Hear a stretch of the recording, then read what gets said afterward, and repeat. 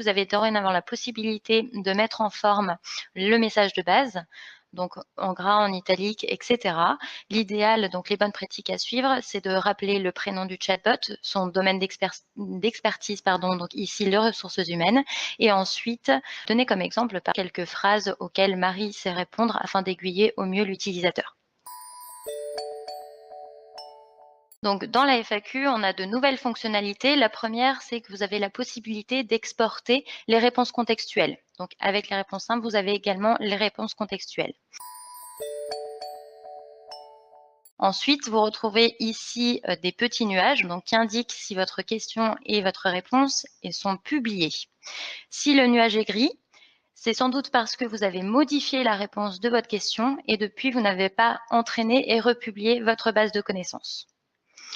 Ensuite, on a un filtre qui permet donc de filtrer les questions qui sont publiées, entraînées, non publiées ou non entraînées. Donc au niveau de la base de connaissances, nouveauté au niveau des arbres de conversation. Jusqu'à présent, quand on avait un arbre de conversation qui se déclenchait, derrière le bot, il demandait pas il posait pas la question du feedback. Donc ça, on l'a rajouté maintenant, mais c'est directement dans Visio. Donc quand vous construisez votre arbre de conversation, donc ici j'ai un arbre quelconque pour vous donner l'exemple.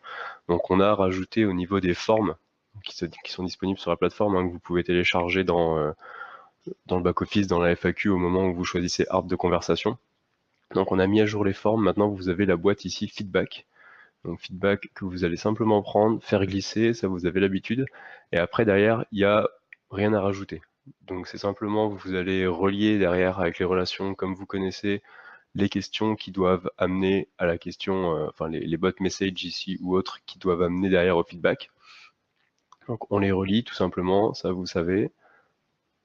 Et après, derrière la boîte, on n'a rien à faire, ça va directement déclencher le feedback. Le feedback, après, évidemment, il est pris en compte dans les alimenter les statistiques sur les différents dashboards. Sur les synonymes, vous avez la possibilité, donc vous avez une nouvelle barre de recherche qui permet de rechercher vos synonymes. Donc ça recherche les synonymes et les mots apparents, donc ici comme congé, note de frais, ticket restaurant. Et ensuite, vous pouvez les trier par ordre alphabétique ou date de création. Dialogues initiaux. Donc pour rappel, c'est disponible uniquement pour vos bots qui sont en web chat. Le dialogue initial, ça correspond à quoi? Ça correspond donc au lancement d'un arbre de conversation à l'initiative du chatbot. C'est-à-dire que lorsque vous allez arriver, charger la page web, j'ai directement le bot qui va démarrer un arbre de conversation. Après, comment faire? Donc, c'est assez simple, c'est synchroniser un arbre de conversation. Donc, ça ressemble très fortement à ce que vous connaissez déjà depuis la base de connaissances. Et après, derrière, quels sont les usages un petit peu? Ça va vous servir notamment à orienter la conversation. Donc, vous pouvez mettre un arbre dès le début où c'est le chatbot qui prend la parole.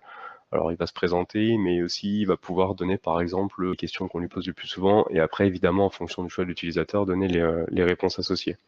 Ça peut être aussi une stratégie pour annoncer les différentes catégories de la base de connaissances. Comme ça, l'utilisateur sait sur quel thème il peut poser des questions. Non, donc toujours dans les outils, sur la partie escalade, donc escalade où on avait jusqu'à présent un certain nombre d'escalades possibles et paramétrables, on a rajouté donc l'escalade personnalisable. Donc ici, l'escalade, c'est vraiment un arbre de conversation que vous allez vous charger et synchroniser, de la même manière que le dialogue initial. Derrière, ça vous permet de mettre en place l'interaction souhaitée, donc vraiment quelque chose de personnalisé où le bot il va dérouler un arbre de conversation et va proposer des solutions à l'utilisateur. Donc ça peut être déjà repréciser ces domaines de spécialisation par exemple ou autre interaction. Pour rappel, l'escalade ça se déclenche à quel moment? Ça va se déclencher à chaque fois que le bot ne trouve pas la réponse à la question. Donc là, à chaque fois il y aura le message de base que vous avez paramétré dans qu'est-ce que je dois dire quand je ne trouve pas la réponse à la question qui m'est posée, plus derrière l'escalade. Donc l'accessibilité du chatbot, on va la retrouver sous l'onglet paramètres, juste ici. Et donc depuis ici, vous avez la possibilité de rajouter des domaines pour lesquels le chatbot va être disponible. C'est-à-dire qu'il n'y aura que ces domaines-là, donc après ça à rentrer, donc @witibio.com par exemple. Donc ensuite, il n'y aura que les adresses en @witibio.com qui pourront parler à votre chatbot.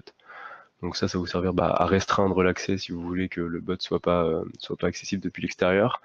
Et on a également rajouté cette partie liste blanche. Donc ici, c'est une liste. Vous allez donner au bot et sur laquelle il y aura que les utilisateurs qui sont présents dans la liste qui ont le droit de parler au chatbot. Donc pour les autres, le bot sera en ligne quand même, si on est sur un bot sur Skype, mais le bot répondra à rien du tout. Vous avez dorénavant la possibilité de parler à votre chatbot en production, donc via cet onglet configuration du canal web chat. Donc ça vous permet de parler rapidement au chatbot quand il n'est pas encore activé dans Skype, Teams ou les autres canaux que vous avez demandé. Donc c'est plutôt en début de projet pour voir comment réagit le chatbot en production. On aura également une nouvelle possibilité, donc celle de supprimer le chatbot. Donc quel facteur déclenche l'activation d'un mode d'escalade priorité 2 par rapport à celui en priorité 1 ? Au niveau des priorités, ce qui se passe, c'est que l'escalade qui a la priorité 1 va se déclencher en premier. Donc si vous avez l'escalade, par exemple, création de ticket en premier, le bot va proposer la création du ticket. Et si l'utilisateur refuse, derrière, après, l'escalade numéro 2 se déclenche. Donc là, ça peut être escalade personnalisée ou autre.